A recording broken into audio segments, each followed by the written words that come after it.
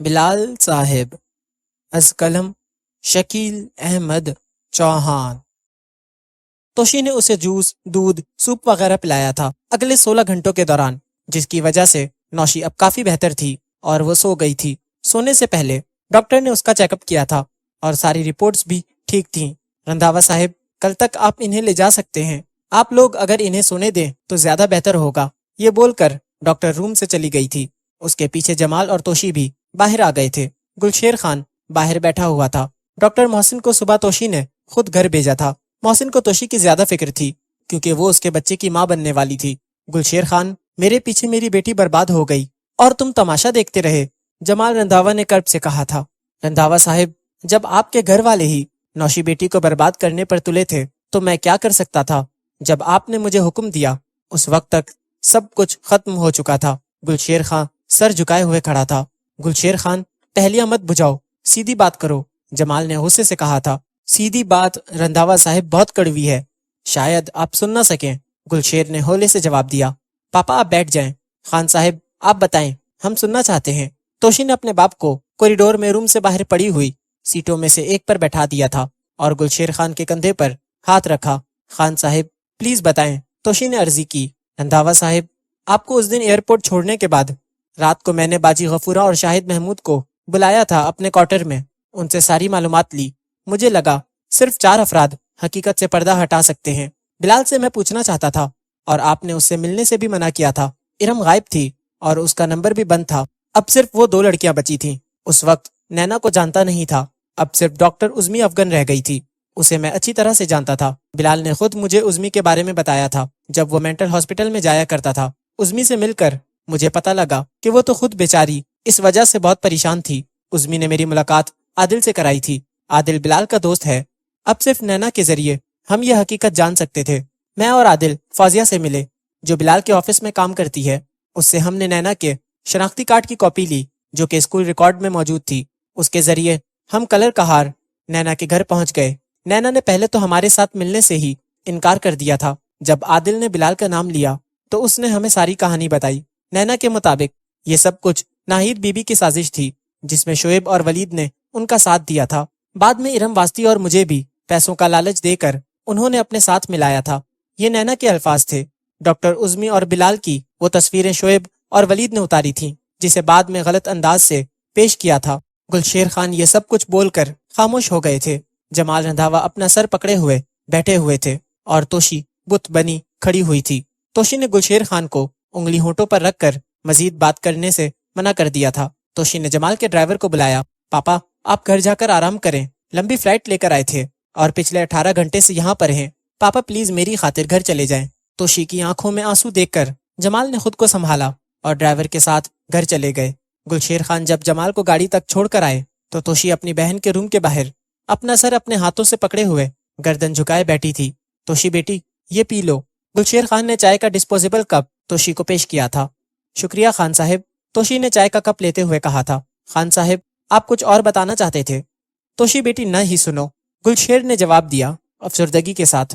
ایک بیٹی کے لیے اس سے زیادہ اذیت اور کیا ہو سکتی ہے کہ اس کی ماں، آپ بتائیں میں سنوں گی۔ توشی بیٹی ہم بلال کی بے گناہی ثابت کرنے میں مصروف تھے اور ولید اپنی جیبیں بھرنے میں۔ کیا مطلب؟ توشی کو فکر لاحق ہوئی۔ مجھے عادل نے کوئی مہینہ پہلے ہی ولید کی اصلیت سے آگاہ کر دیا تھا۔ تب میں ایک دن گلبرگ نوشی بیٹی سے ملنے بھی گیا تھا۔ اسے خوش دیکھ کر مجھے لگا کہ شاید ولید بدل گیا ہے۔ پھر 1-2 دن میں نے ولید اور نوشی کا پیچھا کیا۔ مجھے سب کچھ ٹھیک لگا تھا، وہ دونوں بہت خوش تھے۔ میں مطمئن ہو گیا تھا۔ میں نے سوچا بلال کے ساتھ جو بھی ہوا وہ غلط تھا، چلو نوشی بیٹی تو خوش ہے اپنے گھر۔ عادل کو بھی میں نے منع کر دیا تھا کہ وہ ولید اور نوشی کو ان کے حال پر چھوڑ دے اور ان کے متعلق مزید انکوائری نہ کرے۔ عادل نے میری بات مان لی تھی مگر عادل کا شک صحیح نکلا۔ توشی بیٹی عادل ٹھیک کہتا تھا کہ ولید میرے سگے تایا کا بیٹا ہے۔ آپ خان صاحب اسے نہیں جانتے ہیں۔ میں واقعی ولید کو نہ جان سکا۔ گلشیر خان بات کرتے کرتے خاموش ہو گئے تھے۔ کیسا شک خان صاحب؟ توشی کو تجسس ہوا تھا۔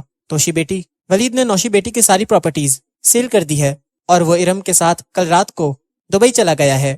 یہ بات عادل ہی نے مجھے صبح 10 بجے بتائی تھی۔ توشی کے کانوں میں عادل کے الفاظ گونجے، نوشی کی بارات والے دن کے۔ کیا انتخاب ہے آپ کی بہن کا؟ کیا انتخاب ہے میری ماں کا؟ توشی نے خود سے کہا، مجھ سے بہت بڑی غلطی ہو گئی توشی بیٹی، میں ولید کے ارادوں کو نہ دیکھ سکا، ورنہ یہ سب نہ ہوتا۔ گلشیر خان نے خود کو قصوروار ٹھہرایا۔ چھوڑے خان صاحب، آپ کا کوئی قصور نہیں ہے۔ ساری زندگی ہمارا باپ ہماری ماں کو نہ جان سکا اور ہم اپنی ماں کو نہ جان سکے۔ خان صاحب، آپ سے تو غلطی سے غلطی ہو گئی، اور ہم سب تو ساری زندگی جان بوجھ کر گناہ کبیرہ کرتے رہے۔ توشی یہ بول کر نوشی کے کمرے کے اندر گئی۔ نوشی اب بھی سو رہی تھی۔ توشی اسے دیکھ کر واپس باہر آ گئی تھی۔ وہ پھر سے بیٹھ گئی۔ گلشیر خان اب بھی بے چین تھے۔ وہ بار بار کسی کو فون کر رہے تھے۔ توشی یہ سب سن کر پریشان تو بہت تھی، مگر وہ بے چین ہرگز نہیں تھی۔ اب اسے صرف اپنی بہن کی فکر تھی۔ مگر خان صاحب کو اب یہ کیسی بے چینی لگ گئی ہے؟ خان صاحب، کچھ باقی رہ گیا ہے؟ توشی نے گلشیر خان کے پاس پہنچ کر کہا تھا۔ گلشیر خان نے پریشانی سے گردن ہلا دی تھی۔ توشی بیٹی، ناہید بی بی اور شعیب صاحب 4 دن پہلے ہی کسی بزنس ٹور کے سلسلے میں ملک سے باہر گئے ہیں۔ SMS بتا رہا تھا کہ وہ لوگ آج لوٹیں گے۔ ہاں مجھے معلوم ہے، ماما نے جانے سے پہلے مجھے فون کر کے انفارم کیا تھا اور یہ بھی بتایا تھا کہ 1 ہفتے کے اندر اندر وہ لوگ واپس آ جائیں گے۔ توشی نے اطمینان سے کہا تھا، تو آنے دے خان صاحب، ماما کو کیوں بچا رہے ہیں؟ میری ماں کو اس کے کیے ہوئے گناہوں سے، ان گناہوں کی سزا تو اسے مل کر رہے گی، دنیا میں بھی اور آخرت میں بھی۔ توشی نے تلخ لہجے میں کہا تھا۔ توشی بیٹی، یہ بات نہیں، بات کچھ اور ہے۔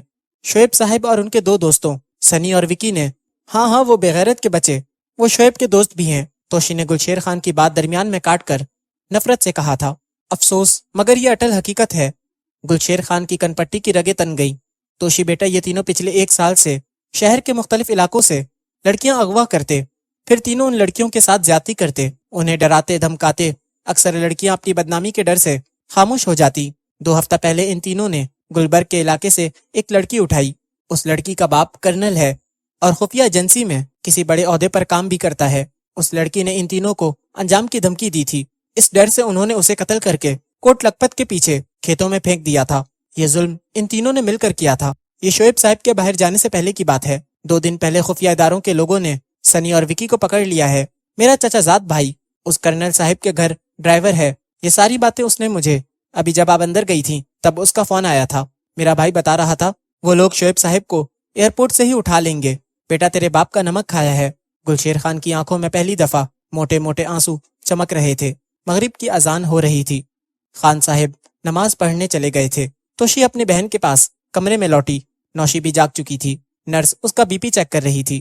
توشی کی آنکھیں رات سے رو رو کر سرخ ہو چکی تھیں، پھر بھی اس نے نوشی کی طرف دیکھ کر مسکراہٹ ہونٹوں پر سجائی تھی۔ نوشی اب کافی بہتر تھی۔ اس کا BP بھی نارمل تھا۔ اس کی نیند بھی پوری ہو چکی تھی۔ سونے سے پہلے اس نے سوپ بھی پیا تھا۔ محسن کھانے پینے کے بہت سارے سامان کے ساتھ کمرے میں داخل ہوا تھا۔ اس کے ساتھ اس کا ڈرائیور تھا۔ وہ یہ سارا سامان اپنے گھر سے لے کر آیا تھا۔ کیسی ہیں آپ نوشی صاحبہ؟ محسن نے مسکراتے ہوئے کہا۔ امی نے آپ کے لیے یخنی بنا کر بھیجی ہے، خود اپنے ہاتھوں سے، اور آپ کے لیے کھانا بیگم صاحبہ، چلو جلدی سے نکالو۔ محسن نے نوشی اور توشی کو باری باری بولا۔ توشی نے پہلے نوشی کو یخنی پلائی، اس کے بعد وہ دونوں کمرے میں پڑے، صوفہ سیٹ پر بیٹھ گئے اور کھانا سینٹر ٹیبل پر رکھ لیا۔ دونوں میاں بیوی کھانے میں مصروف ہو گئے۔ محسن اپنے ہاتھ سے توشی کو کھلا رہا تھا اور نوشی دیکھ رہی تھی، اور اسے ولید یاد آ رہا تھا۔ نوشی کی آنکھوں سے ایک بار پھر خاموش اشک بہنے لگے تھے۔ محسن کی نظر پڑی تو اس نے بات بدلی۔ سالی صاحبہ، آپ خالہ بننے والی ہیں، اس لیے ان کی اتنی خدمت کر رہا ہوں۔ توشی نے سنا تو شرمانے لگی۔ آپ بھی؟ میں خان صاحب کو دیکھ کر آتی ہوں، انہوں نے بھی کچھ نہیں کھایا ہے۔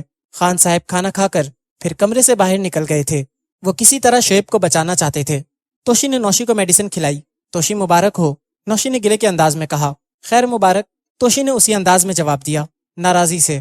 دونوں بہنیں اپنی سوچوں میں گم تھیں۔ توشی نے نوشی کو بتانا مناسب نہیں سمجھا تھا۔ بلال نہیں آیا یہاں پر؟ محسن نے پوچھا۔ میں نے خود ہی اسے اور دادی کو نہیں بتایا تھا، توشی نے جواب دیا۔ توشی، میں ہوں یہاں، تم ڈرائیور کے ساتھ گھر چلی جاؤ، کل سے ہو یہاں پر، مجھے تمہاری فکر ہے۔ محسن نے فکر مندی سے کہا۔ ڈاکٹر صاحب پلیز، آپ کو معلوم ہے میں آپ کی ہر بات مان لیتی ہوں، میں گھر پر بھی بے چین ہی رہوں گی، پلیز۔ توشی نے محسن کے ہاتھ پہ ہاتھ رکھتے ہوئے التجا کی۔ ٹھیک ہے، جیسے تمہاری خوشی۔ تھینک یو ڈاکٹر صاحب، توشی نے محبت سے کہا۔ رات 10 بجے کے قریب جمال رندھاوا اندر داخل ہوئے تھے۔ نوشی اپنے بیڈ پر سوئی ہوئی تھی اور توشی محسن کے کندھے پر سر رکھ کر سو گئی تھی۔ محسن صوفے سے ٹیک لگائے بیٹھا ہوا تھا۔ جمال کے پیچھے بلال نے اپنی نانی کا ہاتھ پکڑا ہوا تھا۔ وہ کمرے میں داخل ہوا تھا۔ جمال دوپہر کو گھر جانے کے بعد سو گئے تھے۔ شام 7 بجے وہ اٹھے اور بلال کو فون کیا اور اس کے گھر کا ایڈریس پوچھ کر وہاں چلے گئے تھے۔ جمال نے خود اپنی ماں کے سامنے بلال کی بے گناہی کا اعلان کیا تھا اور ہاتھ جوڑ کر بلال سے معافی مانگی۔ بلال بیٹا، میں تم سے شرمندہ ہوں، جمال نے بلال کے سامنے ہاتھ جوڑ کر کہا تھا۔ کیوں ماموں جان مجھے گناہگار کر رہے ہیں؟ بلال نے جمال کے جوڑے ہوئے ہاتھوں کو تھام لیا۔ باپ بیٹے سے معافی مانگتا ہوا اچھا نہیں لگتا۔ اس کے بعد جمال نے ساری تفصیل اپنی ماں اور بلال کو بتائی تھی۔ تب اسی وقت بلال نے اپنی نانی کو ساتھ لیا اور جمال کے ساتھ ہی ہاسپٹل آ گیا تھا۔ نوشی اور توشی جاگ گئی تھی جمال کے آنے کی وجہ سے۔ جمال نوشی کو دیکھ کر خوش ہو گئے تھے۔ جمال نے نوشی کے سر پر شفقت سے ہاتھ پھیرا اور اپنی ماں کو راستہ دیا نوشی سے ملنے کا۔ محسن بیٹا چلو ڈاکٹر سے پوچھتے ہیں وہ لوگ کب تک ڈسچارج کر دیں گے نوشی کو۔ جمال رنداوا اور ڈاکٹر محسن وہاں سے چلے گئے تھے۔ میری بچی، میری جان، جہاں آرا بیگم نے نوشی کے پیشانی چومی جو کہ بیڈ سے ٹیک لگائے ہوئے بیٹھی تھی۔ اس کے بعد جہاں آرا نوشی کے بیڈ کے ساتھ پڑی ہوئی کرسی پر بیٹھ گئی، بلال آگے آیا اور نوشی کی طرف دیکھ کر بولا، نوشی جی اب کیسی طبیعت ہے آپ کی؟ بلال نے یہ بات سنجیدگی سے پوچھی تھی، مگر نوشی نے بلال کی بات کا کوئی جواب نہیں دیا اور گردن دوسری طرف موڑ لی غصے سے۔ جہاں آرا بیگم اور توشی نے دیکھ لی تھی نوشی کی یہ بد اخلاقی، بلال وہیں کھڑا تھا نوشی کے سامنے۔ اسی وقت ناہید اندر داخل ہوئی۔ بلال کو نوشی کے سامنے دیکھا تو اس کے تن بدن میں جیسے آگ ہی لگ گئی تھی۔ یہ بغیرت یہاں کیا کر رہا ہے؟ یہ گندا اور ناپاک شخص، بد کردار اور بے حیا۔ ناہید غصے سے آگ بگولا تھی۔ بلال کو اس نے بے شمار گالیاں دی۔ 1 منٹ کے اندر اندر بلال پھر بھی خاموش تھا۔ جہاں آرا بیگم اور توشی اس سے پہلے کہ بولتی، جمال اور محسن بھی کمرے میں آ چکے تھے۔ ناہید ان دونوں سے بے خبر تھی۔ اس کا منہ بلال کی طرف تھا۔ شعیب نے اس دن ٹھیک کہا تھا، تمہاری نسل ہی گندی ہے۔ ناہید نے آگے بڑھ کر زوردار تماچا بلال کے گال پر دے مارا۔ جمال رندھاوا نے پیچھے سے ناہید کو اس کے بالوں سے پکڑا اور گھسیٹتا ہوا کمرے سے باہر لے گیا۔ کوریڈور میں بہت سارے افراد تھے، جن میں کچھ اسٹاف کے لوگ، کچھ مریضوں سے ملنے ملانے والے اور ان میں سے کچھ رندھاوا فیملی کو جاننے والے بھی تھے۔ نوشی کو چھوڑ کر باقی سارے افراد بھی جمال سے ناہید کو بچانے کے لیے کمرے سے نکل آئے۔ جمال رندھاوا نے سب کے سامنے تھپڑوں کی بارش اپنی بیوی کے گالوں پر کر دی۔ محسن اور بلال آگے بڑھے تو توشی نے دونوں کو ان کی کلائیوں سے پکڑ لیا تھا۔ میری ماں یہ سلوک ڈیزرو کرتی ہے، توشی نے روتے ہوئے کہا۔ تم ہو کسی گندے خاندان کی، تمہاری رگوں میں کسی گندے اور خبیث انسان کا خون ہے۔ میں نے تم سے زیادہ گھٹیا عورت اپنی زندگی میں نہیں دیکھی، جس نے اپنی ضد اور لالچ کی وجہ سے اپنی ہی بیٹی کی زندگی برباد کر دی۔ تم ہو ساری بربادی کی وجہ۔ جمال رندھاوا غصے سے بول رہے تھے۔ سب کے سامنے تماشا دیکھنے والوں کا ہجوم لگا ہوا تھا اور ناہید بکھرے بالوں کے ساتھ فرش پر بیٹھی ہوئی تھی۔ اس کے ہونٹوں اور ناک سے خون بہہ رہا تھا۔ بلال نے دیکھا تو اس نے توشی سے اپنی کلائی چھڑائی اور آگے بڑھ کر ناہید کا دوپٹہ پکڑا جو کہ فرش پر گرا ہوا تھا، اٹھایا اور ناہید کو جا کر سنبھالا اور اسے فرش سے سہارا دے کر اٹھایا اور ناہید کا دوپٹہ اس پر ڈال دیا۔ ناہید دیکھو اس کو جس نے تمہیں اٹھایا ہے، تم نے اس کو ساری زندگی نفرت سے دیکھا ہے، جمال نے درد اور تکلیف سے کہا تھا۔ نوشی بھی اپنے بیڈ سے اٹھ کر دیوار کے ساتھ ساتھ اس کے سہارے کمرے کے دروازے تک پہنچ گئی تھی۔ جب اس نے دروازہ کھولا تو ناہید نے بولنا شروع کیا، یہ سب کچھ تو بلال کے کہنے پر میرے ساتھ ہوا ہے۔ اچھا بدلہ لیا تم نے بلال مجھ سے، چھوڑو مجھے یہ ہمدردی، سب دکھاوا ہے۔ ناہید نے بلال کی گرفت سے خود کو چھڑایا اور اسے حقارت سے زور کا دھکا دیا۔